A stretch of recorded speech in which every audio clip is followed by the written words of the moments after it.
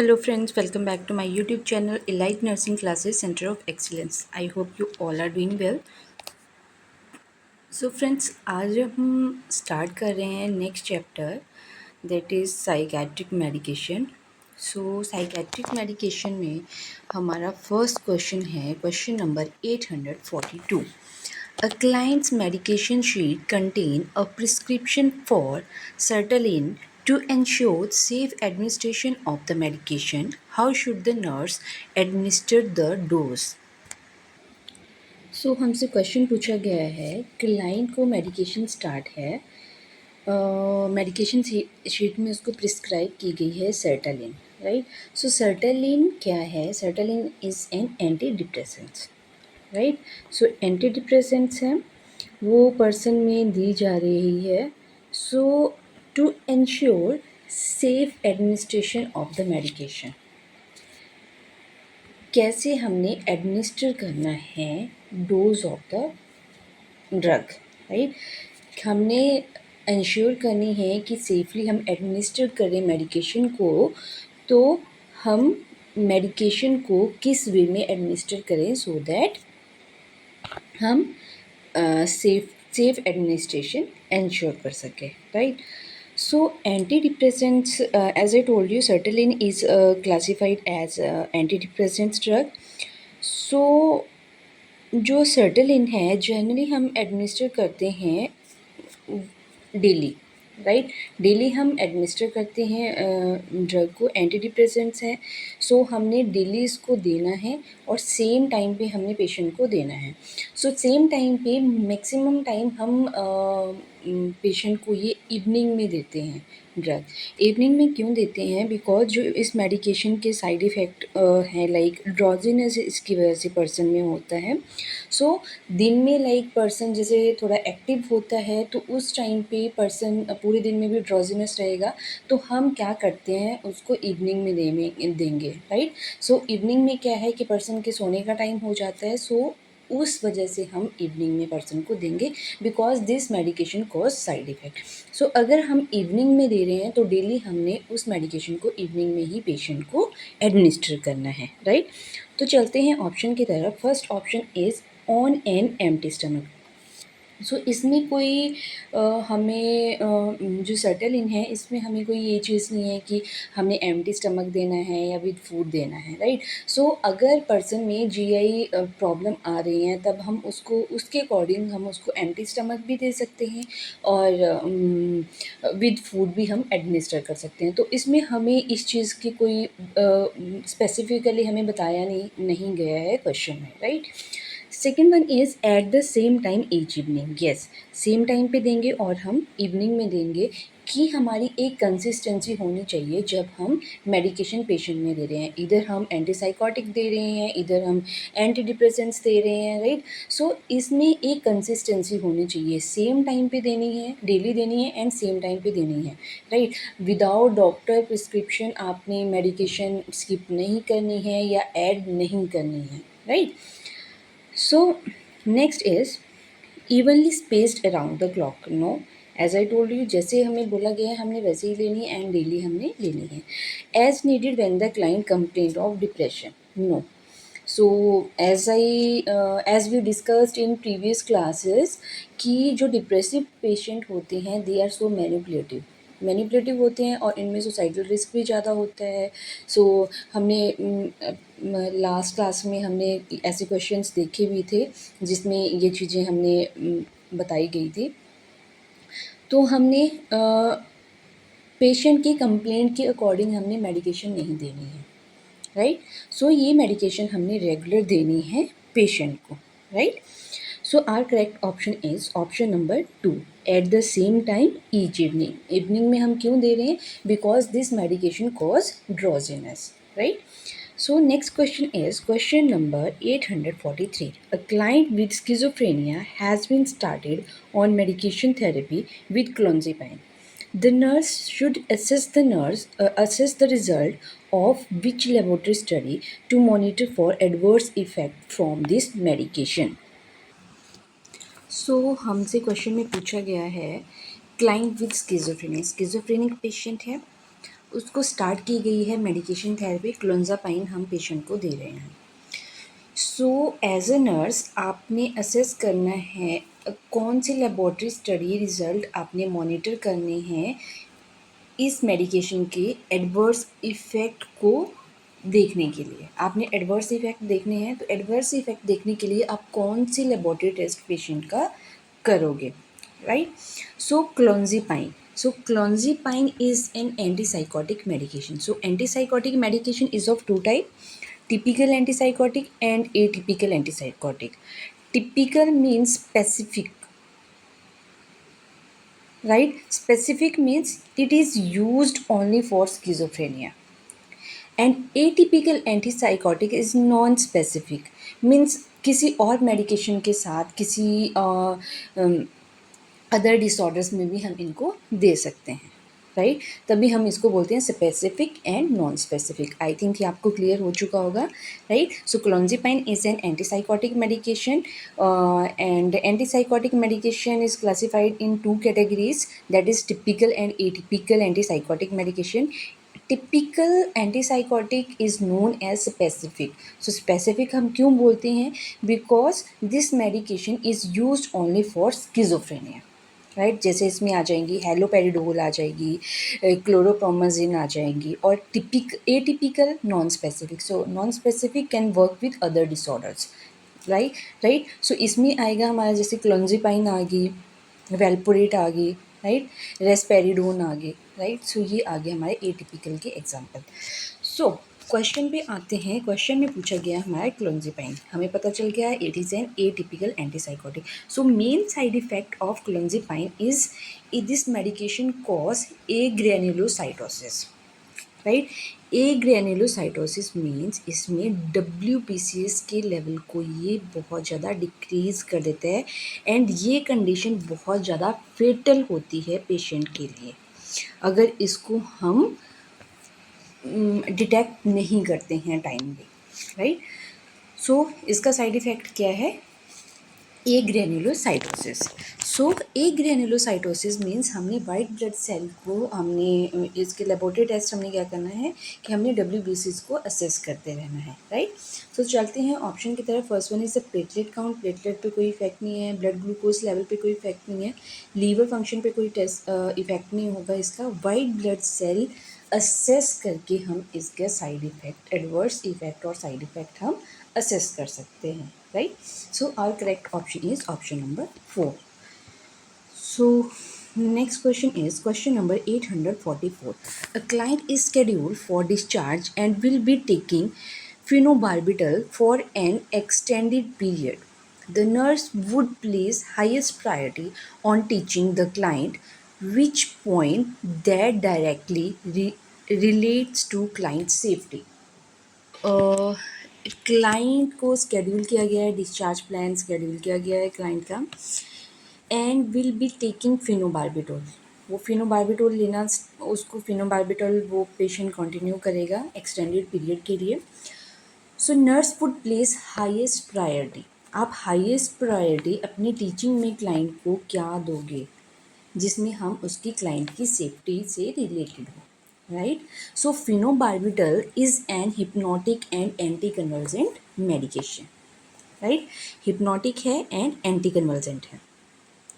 So this medication, ये medication क्या cause करती है? This medication depress central nervous system. अगर ये CNS को डिप्रेस कर रही है, राइट? अगर CNS को डिप्रेस कर रही है तो हमने पेशेंट को, हमारी सेफ्टी क्या होगी? पेशेंट को हम सेफ्टी से रिलेटेड हमने पेशेंट को यहाँ पे एजुकेशन देनी है कि ये मेडिकेशन आपके सेंट्रल नर्वस सिस्टम को डिप्रेस करेगी। तो अगर सेंट्रल नर्वस सिस्टम डिप्रेस होगा तो उसके बाद उसकी वजह से आपको मीन्स आप कैसे आप अपनी सेफ्टी कर सकते हो, राइट?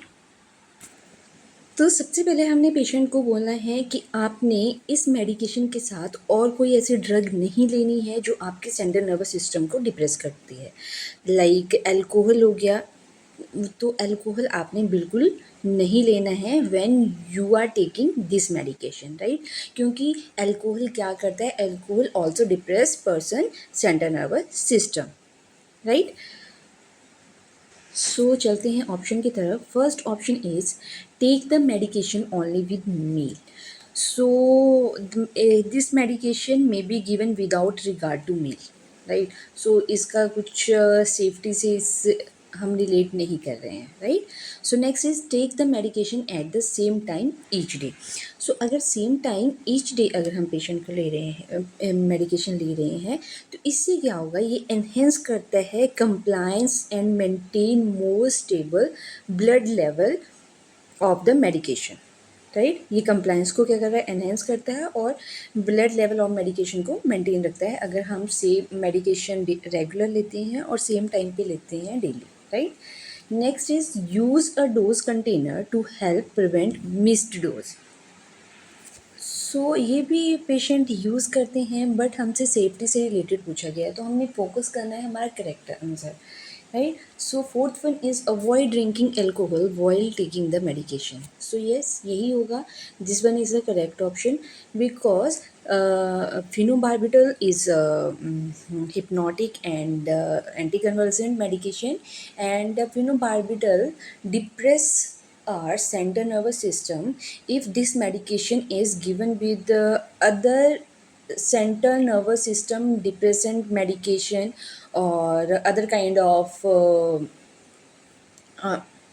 of drugs, तो उससे क्या होगा, सेंट्रल नर्वस सिस्टम और ज़्यादा डिप्रेस्ड होगा, राइट। तो हमने क्या करना है, हमने वो चीज़ें अवॉइड करनी है जो सेंट्रल नर्वस सिस्टम को डिप्रेस करे। लाइक एल्कोहल हो गया, एल्कोहल क्या करता है, एल्कोहल भी डिप्रेस कर रहा है, फेनोबार्बिटल भी डिप्रेस कर रही है, तो हमने एल्कोहल के लिए पर्सन को मना करना है, right. So next question is question number 845. The nurse is describing the medication side and adverse effect to a client who is taking amitriptyline. Which information should the nurse incorporate in the discussion? सो हमसे पूछा गया है कि nurse describe कर रही है medication side effect of the client जो amitriptyline ले रहा है, राइट। एमिट्रिपिटाइलिन के आप साइड इफ़ेक्ट पर्सन को, क्लाइंट को डिस्क्राइब कर रहे हो। सो कौन सी इंफॉर्मेशन नर्स ने इंक्लूड करनी है in their discussion, right. So amitriptyline is an anti depressant drug.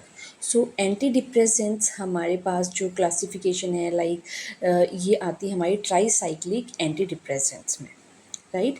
सो एमिट्रापिटाइलिन का मेन साइड इफ़ेक्ट है दिस मेडिकेशन कॉज कॉन्स्टिपेशन। और अगर जब ये मेडिकेशन पेशेंट ले रहा है तब हमने इंस्ट्रक्ट करना है क्लाइंट को to increase their fluid intake and high fibre diet, right. So चलते हैं ऑप्शन की तरफ। First option is consume low fibre diet. So low fibre हम नहीं लेंगे because this medication cause constipation. So constipation के लिए हम क्या चीज़ें लेंगे, कॉन्स्टिपेशन के लिए हम हाई फाइबर डाइट लेंगे, ना कि लो फाइबर डाइट लेंगे, right. Second one is increase fluid and bulk in the diet. Yes, हम फ्लूइड इनटेक इंक्रीज करेंगे एंड फाइबर इंक्रीज करेंगे डाइट में for the constipation. And next is third one is the rest if the heart begin to beat rapidly. So हमने ये patient को नहीं बोलना है, अगर हार्ट पेशेंट का फास्ट बीट कर रहा है देन हमने पेशेंट को बोलना है you have to notify the health care provider, right. Next is walk if you have difficulty urination because this is a normal side effect. No, अगर patient को यूरिनेशन में डिफ़िकल्टी हो रही है देन हमने पेशेंट को बोलना है कि immediately inform to the healthcare provider, right? So our correct option is option number 2, because this medication amitriptyline cause constipation. So constipation के लिए हमने पेशेंट को बोलना है कि आपने फ्लूइड ज़्यादा लेना है, ज़्यादा फ्लूइड आपने कंज्यूम करना है और आपने हाई फाइबर डाइट लेनी है, right. So amitriptyline, as I told you, it is an anti depressant drug and antidepressants में कौन सी क्लासिफिकेशन में ये आ रहा है, tricyclic anti depressants, right. tricyclic antidepressant, TCA, right? So next question is question number 846. The nurse is administering risperidone to a client with schizophrenia who is scheduled to be discharged. Before discharge, which instruction should the nurse provide to the client?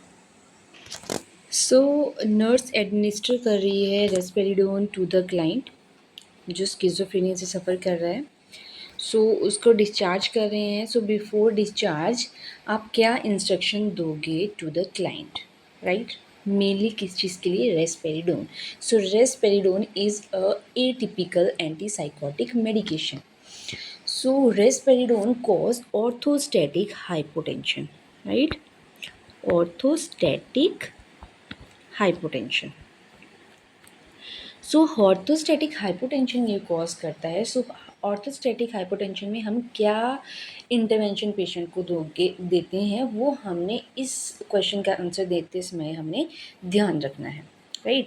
सो चलते हैं option की तरफ. So first option is get adequate sunlight. So जब भी person को orthostatic hypotension होता है then हमने पेशेंट को क्या एजुकेट करते हैं कि आपने सनलाइट के डायरेक्ट सनलाइट के एक्सपोजर में आपने नहीं जाना है. So first option is incorrect, right? Second one is continue driving as usual. So जितनी भी एंटीसाइकोटिक मेडिकेशन हैं that affect person alertness, right? So alertness जो ड्राइविंग है, ड्राइविंग के लिए पर्सन का अलर्ट होना बहुत ज़रूरी है, राइट? ये चीज़ आपको पता है. तो जब एंटीसाइकोटिक हम पर्सन को एडमिनिस्टर करते हैं तो पर्सन की अलर्टनेस डिस्टर्ब हो जाती है, पेशेंट अलर्ट नहीं होता है. तो हम पर्सन को क्या एडवाइस करते हैं कि आपने जितनी भी एक्टिविटीज़ होती हैं दैट नीड योर अलर्टनेस वो आपने अवॉइड करनी है, right? So second option is incorrect. So third one is avoid food rich in potassium. So food interaction का इसमें कोई रोल नहीं है. सो ये हमारा करेक्ट ऑप्शन नहीं होगा. Fourth one is get up slowly when changing the position. Yes, जब हम इंस्ट्रक्ट करते हैं, जब हम एजुकेट करते हैं ऑर्थोस्टैटिक हाइपोटेंशन के लिए पेशेंट को, तब हमारा जो लाइन होती है पेशेंट के लिए वो क्या होती है कि जब भी आप सो के उठते हो तब आपने स्लोली पोजीशन चेंज करते हुए आपने उठना है, राइट? सो वही चीज़ हमने पेशेंट को यहाँ पे बोलनी है, get up slowly when changing the position, right? So fourth one is the correct option. So next question is question number 847. The nurse is teaching a client who is being started on imipramine about the medication. The nurse should inform the client to expect maximum desired effect at which time period following initiation of the medication. So nurse teach कर रही है client को जिसने start की है imipramine, right? Imipramine person को हमने start की है, उसको हमने टीचिंग देनी है अबाउट द इमिप्रामाइन. सो आप पेशेंट को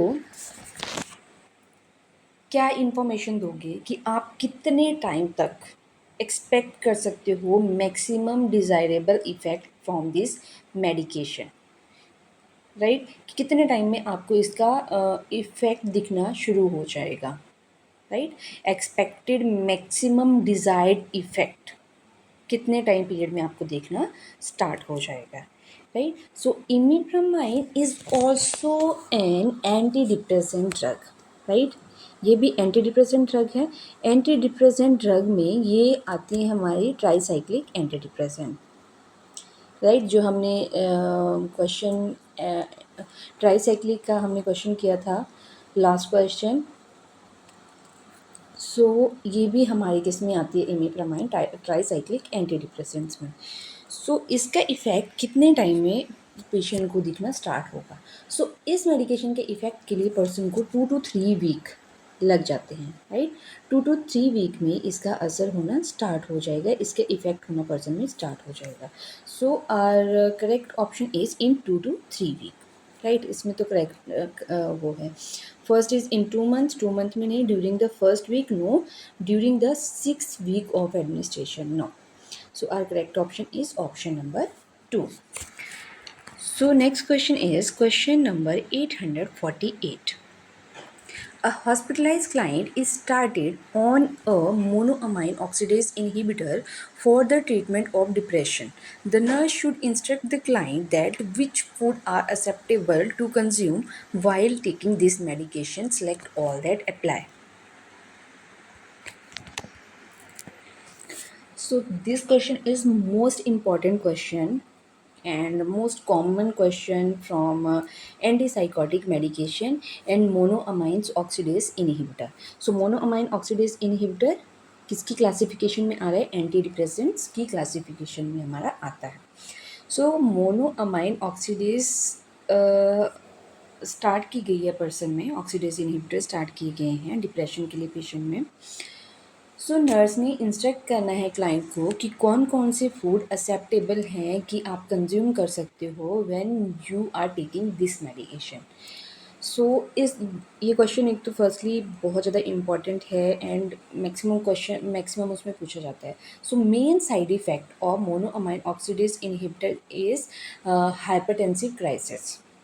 राइट. सो मोनोअमाइन ऑक्सीडेज इनहिबिटर में हमने पेशेंट को बोला है कि आपने टायरामीन फूड कम अवॉइड करना है, कि आपने टायरामीन फूड नहीं लेना है. राइट. जिसमें हाई टायरामीन इंजेक्शन की वजह से हाई टायरामीन क्या कर सकता है? ट्रिगर करता है हाइपरटेंसिव क्राइसिस को. सो हमने इसके लिए पर्सन को मना करना है कि आपने टायरामीन फूड नहीं लेना है. राइट. सो टायरामीन कौन कौन से फूड में होता है? हमसे क्वेश्चन यही पूछा गया है कि कौन सी चीज़ें हमने अवॉइड करनी है. तो टायरामीन कौन कौन से फूड में होता है वो हमने देखना है कि कौन कौन से हमने चीज़ें नहीं लेनी है. राइट. सो योगर्ट हो गया, चीज़, स्मोक्ड और processed meat, red wine, fruits like avocado, raisins, fig, इनमें सब ज़्यादा अमाउंट में क्या होते हैं? टायरामीन होता है. तो इनको हमने क्या करना है? अवॉइड करना है. राइट. तो चलते हैं ऑप्शन की तरफ. First one is the fig. Fig हमने नहीं लेनी है, योगर्ट नहीं लेना है, क्रैकर्स हम ले सकते हैं एंड एक चीज़ भी हमने नहीं लेनी है और हम सैलेड भी ले सकते हैं. So our correct option is option number 3 and option number 5. Right. So friends, आज की क्लास में इतना ही. रिमेनिंग क्वेश्चन हम करेंगे नेक्स्ट क्लास में.